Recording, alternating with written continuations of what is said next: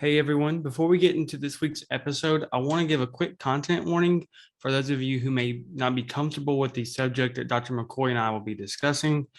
Some parts of the episode center around the topic of sexual abuse. And for anyone who is going through a time where you may be triggered by that topic, maybe this isn't the right time to listen to the episode.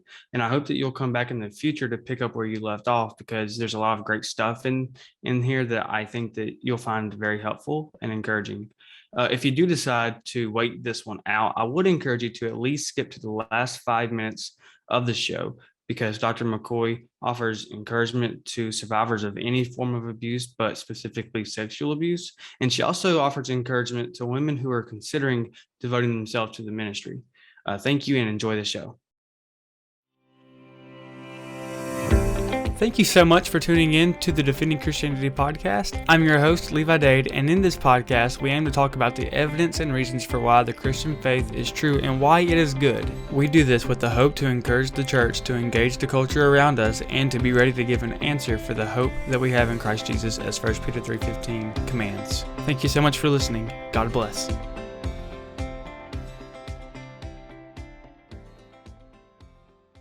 You think about how this would have played out in a community where your neighbors, your extended family would know that if you had a baby, that it was assumed you were on 6 to 11 weeks of moving at a much slower pace, of needing some help around the house, of needing some help with meal preparation. Keep in mind, agrarian society where meal preparation took up a significant part of the day.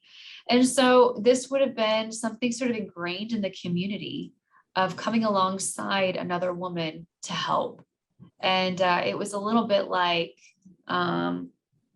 religiously imposed maternity leave. Yeah, and again, it's a corporate society in general anyway, so that would be expected in that context. Exactly. Okay. So what can you tell us about the suspected adulteress from Numbers 5? That's probably one of the most interesting in my opinion. I think that this is the most challenging law because it's really hard to understand some of the scenarios surrounding it. You know, here you've got a woman who's accused of adultery by her husband, and she's brought to a priest and placed in this state of shame in order to prove her guilt or her innocence. This is one of those laws that contrasts the legal codes of other cultures.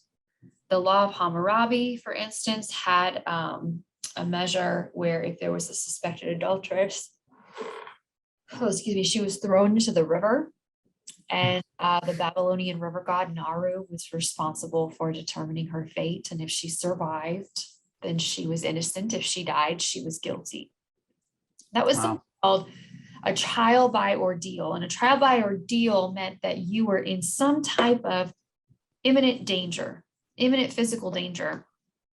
The law in Numbers 5, we can't really call it a trial by ordeal. She's not in physical danger. She is, however, being subjected to a test. And this test was done exclusively in the temple by the priest. So privately. It was private. Yes, there was no mob rule. That's another thing that's different. You don't see that, you have this woman being accused publicly of adultery, and then she has to face sort of gossiping neighbors or that type of thing who might be saying, oh, well, I did see her talking to this guy over here.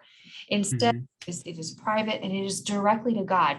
The thing that makes this law so remarkable is the appeal is directly to the Lord. And the Lord is the one, exclusively the one, who gives the verdict. So what's involved in this law is she stands before the priest and she has to drink this mixture.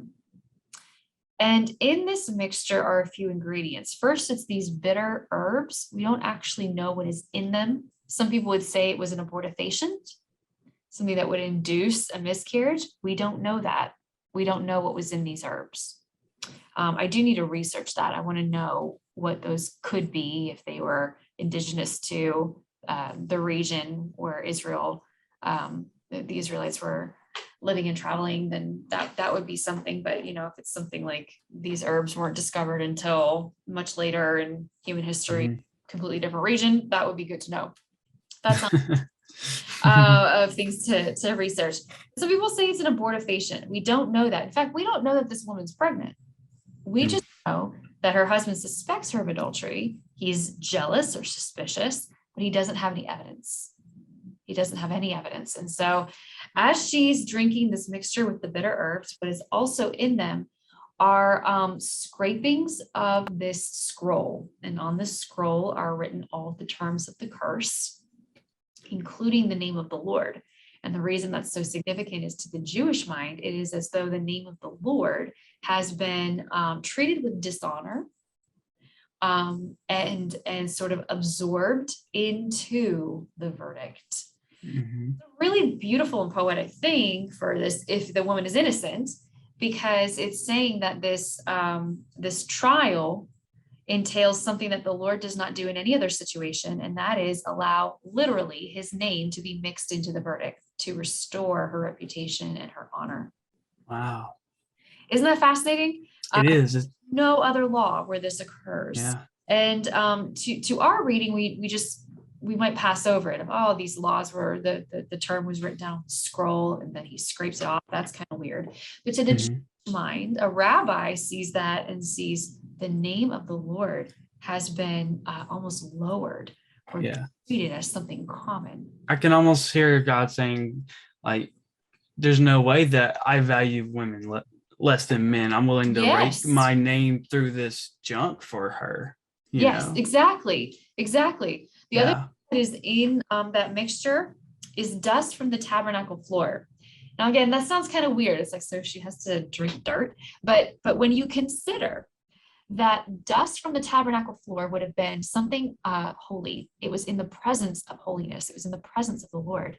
So something holy that comes into contact with something morally unclean is lethal. That's why when the priest would give on the Day of Atonement and go into the Holy of Holies, he had to wear bells on his leg, because if he was not morally clean, he would drop dead and they had to drag him out. Yeah. Because something that is unclean in the presence of something that is holy is dangerous. It is serious. So for the guilty woman, she has just ingested something that is going to, by the power of God, prove whether she has truly committed adultery. And the proof is the passage says that her belly swells and her thigh drops. That's a euphemism. It's essentially that her reproductive system, it doesn't just shut down. One source says it could be like a prolapsed uterus, which meaning like her uterus has fallen and she's not able to have children. Of course, she's not pregnant and her guilt is demonstrated, then the law elsewhere in scripture would come into effect of that she's guilty of adultery, and she would lose her life for that, both her and the man with whom she committed adultery. If she is pregnant, then she would presumably have miscarried, and that's a difficult thing to fathom. But we can also, though, it's not unheard of, though. There's a passage after David has taken advantage of Bathsheba, and the baby that Bathsheba bore becomes sick. And the baby is sick as a result of David's sin, and it's tragic. That's not making light of the situation. It's certainly not to say this woman loses a baby; it's because of sin. But it is to say that the consequence of sexual sin extends beyond just the person who committed the sexual sin. Yeah. So if she was pregnant, it's reasonable to assume she would have lost the baby. If she wasn't pregnant, and essentially her reputation is vindicated, is publicly vindicated, she goes back to her husband and she proves her innocence by conceiving. Now, some may say, why in the world would she want to have a child man who accused her of adultery, knowing that that could have led to her being stoned, losing her life? Keep in mind, progeny was a sign of honor. And so if a woman had a child, this was something that vindicated her honor in the entire community. And in an honor shame culture, that was a big deal. So the Lord vindicates her reputation by allowing her to conceive, have a child, and essentially she's restored to the entire community. So really this law protects a woman from being falsely accused of adultery and having some type of trial by suspicion, by rumors, and being able to appeal directly to the Lord. That's beautiful. And it's really impactful. And it just shows the degree to which God will, I guess you can say, have their backs, that God will, like you said, vindicate them and show them the truth and deliver the verdict, as you said. I think it's very interesting directly. As you know, many people point to this passage as a way of, they make the claim or the argument that this is actually God condoning abortion. Yes. So for listeners who may have not heard that yet, I suspect that they will in the future, because it's this culture that we're living in. You come across it on your phone one night on accident, and next thing you know, you're having some sort of faith crisis. What's your response? So it's something that we could maybe comfort them in that time. Yeah, so alluded to it briefly, but just to reiterate, we don't know that she was pregnant.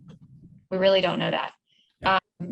And we don't know what those herbs were, if they were abortifacients, or some say they're bitter herbs, and it's to be symbolic, like the rest of the mixture is symbolic, that it is symbolizing her state of bitterness, or the bitterness that will come upon her if she's guilty. So we have to infer a lot. But the other thing, the main thing is, as I said, this would be a verdict of the Lord, and it would be a consequence of the verdict of the Lord. That is entirely different. First of all, it's anachronistic to compare that to abortion, but it's also entirely different than the will of man deciding whether or not a child should live based on whether or not that human being has an acknowledged personhood, and that acknowledged personhood being dependent upon the will of another person for it to continue living. It really is apples and oranges. You've got to be really inferring a lot to even that argument work. I look at that the same way that I see a lot of people do sort of some hermeneutical gymnastics to make something fit a passage, or make a passage defend something that it is not talking about at all. Yeah, I agree. And Tim Barnett, he does his red pen logic. He did a video on this. He does these responses, and it's with Stand to Reason. I'm sure you're familiar with that ministry with Greg Kokel. He does a lot of good responses, and he did one on that. It's like a 2 or 3 minute video, really good. And so if anybody wants to check that out, it's on YouTube and Instagram, TikTok. Just wanted to put that out there. He'll also be on the show later on this month, or this season. Okay. So now we're going to go to this last passage in Deuteronomy 22. You have a slandered bride, and then you have what some say is God prohibiting that a woman's rapist can pay off her father to marry her, which seems pretty outrageous. Yes. I mean, yeah.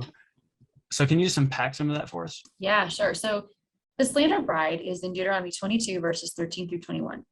And the real crux of that law is deception, because what this law is punishing, and we'll see this later on in the passage, it's not punishing primarily that she wasn't a virgin when she got married. And there's a whole host of things, we won't have time to get into it now, but why that was considered so important, and some of it's cultural, some of it's to do with, at least in Israel, it's your progeny was inheriting your the land, so that was demonstrating that you were part of the covenant. And so it's not exclusively about the woman's virginity, it's about the insurance of paternity. So in the case of the slandered bride, what likely happened was, shortly after they got married, the guy wanted to get rid of her and kind of get an annulment. And so he accused her of not being a virgin at the time of their wedding. And that the passage actually says he hates her, like he despises her.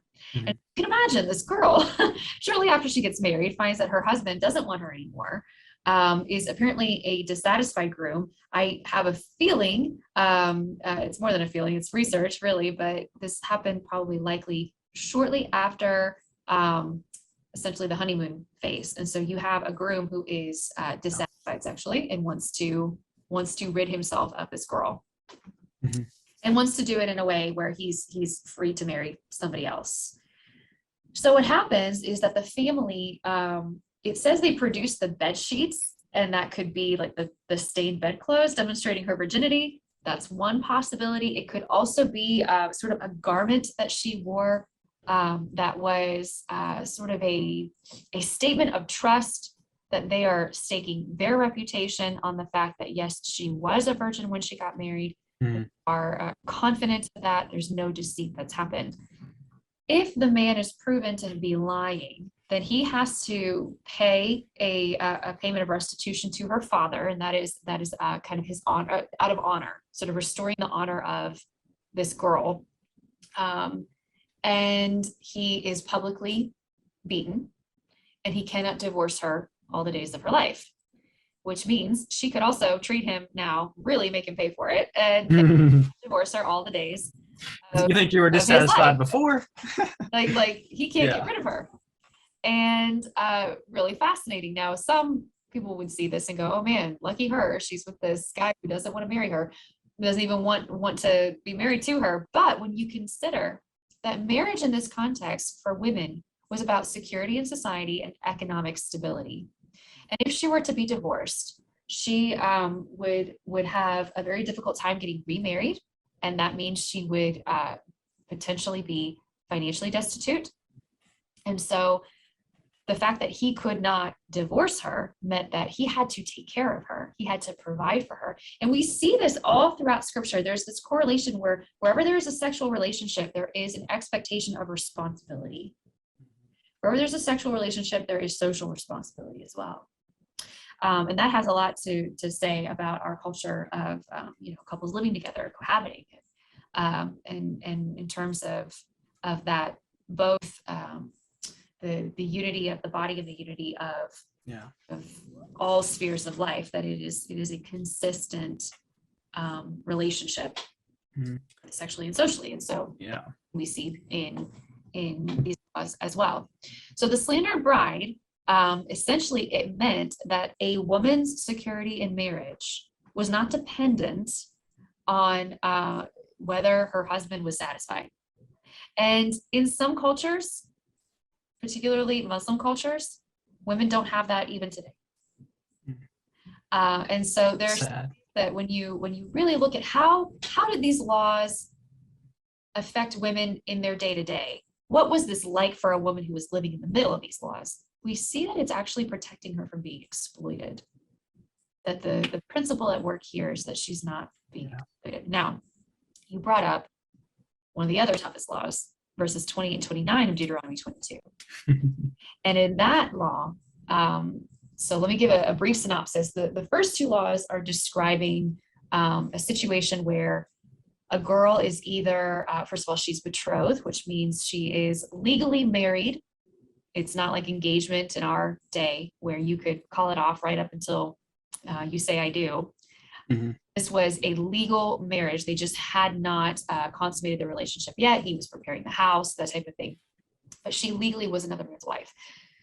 And in the first law, which is Deuteronomy, I want to say it's 23 through 25, or 23 and 24, it's describing a consensual relationship. And the context of it demonstrates that it's out where there are people nearby. There's no clues in the Hebrew that indicate that there's force used. And that directly contrasts the law that comes right after it in verses 25 through 27, where she's out isolated. There's nobody around that could hear her cry for help. And the Hebrew does use a word to indicate force. So it's describing an attack. It's clearly describing a rape. And biblical law says that this girl is no more guilty than the victim of murder. What's fascinating about that is that it was not until thousands of years later in modern Western law, where rape was acknowledged as a crime of violence, Wow. sex. And so biblical law recognized that rape is a crime of violence. Then we get to verses 28 and 29. What that law describes is a woman who is not betrothed. So she's not legally married to anyone. And it says that she is caught. It does not say that she was forced. And what's significant is that the law literally a sentence before uses a particular Hebrew verb to mean sort of overpowered. But here in verses 28 and 29, we don't see that verb used. We see a different verb used. The idea of she was sort of worn down, or she was caught up in something.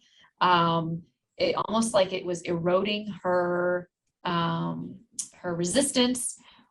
We also see, though, this little phrase, and I think it's important. It says they are discovered.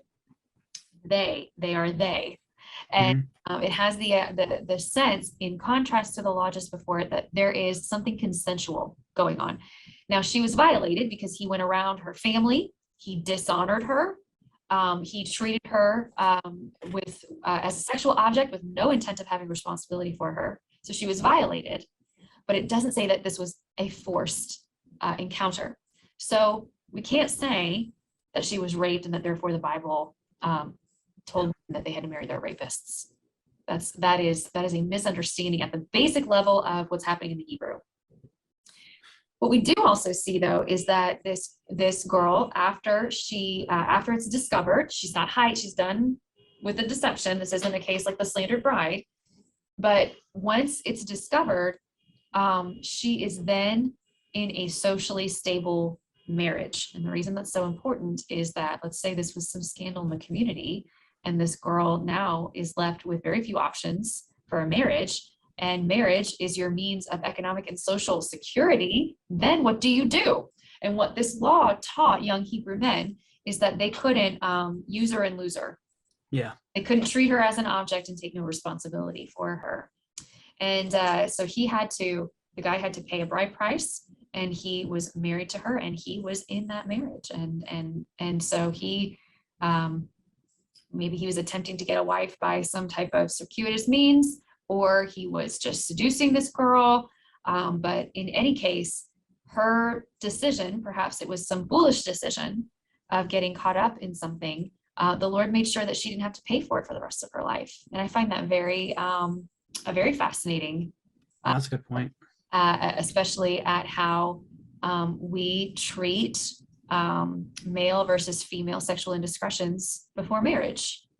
Because if God holds men responsible to a different degree in family or in church than he does women, and that's something that there's a whole theological approach that would say that, then men would be held to a different level of responsibility for their sexual behavior.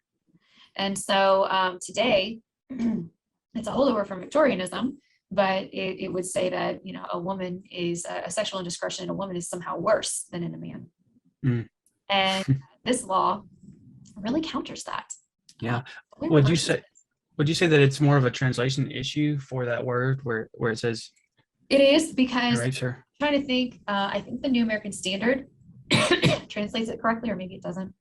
There are a few, but the thing to look at is in verse 28, the actual Hebrew word is tefas. And then in the law just before that, in 25 through 27, it is katzak, C-H-A-S. Okay, so there are two different words completely. Completely different words. Would you say pressure would be a better translation? It could. So the word takes advantage of. There's a few other places where it's used, and one is like when an army was sort of like surrounding a city, and they were in the city, so it had the idea of overwhelming, maybe. Yeah, there's an overwhelming aspect to it. There's also a law in Exodus where it says something like if a man seduces a woman, her father can say, no, you don't get to marry her anyway. And that law ends up being sort of juxtaposed with this one and saying it's a similar situation, just starting at it from a different angle. So that's a possibility too. I think the element of seduction is probably more the correct understanding. Yeah, it's very interesting, and I could probably think of 10 different follow-up questions for it, but we are almost out of time. So tying it all together, what does this mean for the church and culture for those who are listening? This is really good information, and I think it's stuff that Christians need to know. I'm sure that the audience will appreciate it and enjoy it. But is there anything that we can do with it, or how can we, I guess you can say, apply it? What does it mean for us in the church? So the first thing is recognizing the inherent value of both male and female. And one of the ways that sin has so distorted this relationship between male and female is the exploitation of the physically weak. Mm-hmm. So one way that we can apply it is recognizing that women who have been assaulted, harmed, abused, need a place where they can be heard and listened to. And if someone brings an accusation of abuse, that is heard, listened to, and treated as credible until it is disproven. Mm-hmm. That doesn't mean that just it's this indiscriminate accusation, or that's something that's always comes up. But what happens if it's just some false accusation? Well, first, those are quite rare. But at the same time, you treat something as credible until it is proven that it's false. So essentially, take allegations seriously. Mm-hmm. Fascinating thing in the sexual assault law, you also see that it was the community that dispensed the punishment for the rapist. Something I take from that is that a woman who is a survivor of sexual abuse, she should not have to pursue justice on her own. Mm. She should not have to be standing on her own for that. And the community should be there to comfort her and exactly to love on there her. Should be other people helping her pursue justice too. And one of the things that, we're in this moment here in the Southern Baptist Convention. I was just about to mention that. I know we're recording this on a little bit before the annual meeting in Anaheim. And one of the things that we're seeing is just the fallout of these survivors who have been just trying to get someone to listen to them and take it seriously. And then come to find out that they were telling the truth. And so I think it demonstrates, first of all, that among God's people, protection of the vulnerable is a priority. Protection of the vulnerable is a priority. And then also combating the false guilt and social shame that comes when a woman is the victim of someone else's sin. That's another aspect. Yeah. Another thing, Levi, and I think this is we're in a bit of a revival of some very good conversations in evangelicalism today. There have been no shortage of misunderstandings about what it means to be a godly man. And one thing that we see in so much of like this biblical manhood conversation, there's a lot of machoism.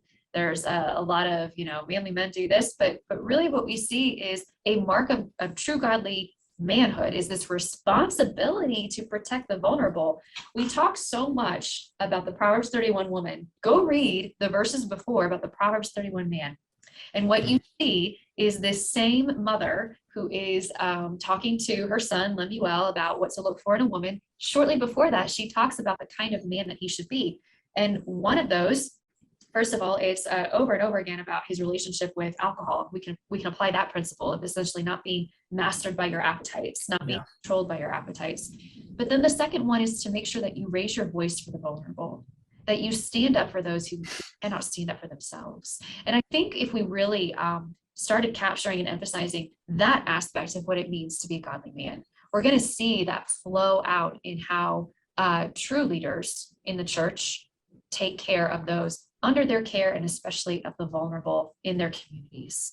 That's a good point. I think almost everywhere in scripture where it talks about a wife being, say, submissive, like in Ephesians 5, it's always predicated with a godly husband. Like there's a prerequisite for that. Like you have to be a God-fearing, God-loving husband if you want a wife who's going to walk in the way of the Lord as well. You can't just another aspect of that, Levi, men are never told to make their wives submit, and they're never told to demand it. It is this position that she chooses to inhabit, and that's a good point. Unfortunately, it ends up being the focus of most conversations about women in marriage, and so it's at best it's been unbalanced. And I think that in this next generation coming up, I think we're going to recover some balance and some true biblical fullness as we talk about issues. Well, thank you for that. So to just end here, to the young woman who's listening and who maybe wants to go into ministry, or maybe is a victim of some sort of abuse from the past, maybe in the church or out of the church, what encouragement do you have for them? First, let me speak to the survivor of abuse. There's no burden so heavy that it won't be at least cut in half when you share it with someone else. And everything that you may be carrying, that there are people who will listen to you, believe you, help you, and help you on that road to healing. The other thing that you need to know, if you are a survivor of abuse, as we've been talking about what these laws tell us, it tells us that a woman's innocence is determined by her consent. Now, some women look back and they say, I didn't kick and scream, I just froze. Well, that was a response. That was a response of lacking consent. And there's nothing that you need to do to replay that of what you should have done differently. At the core of it is that someone else with evil intent hurt you, and you don't need to take that on. There are wonderful counseling programs that can help you separate a lot of those feelings, work through them, find that the tenderness of God can still heal. And so I hope that any woman who is listening to this will share what happened to her.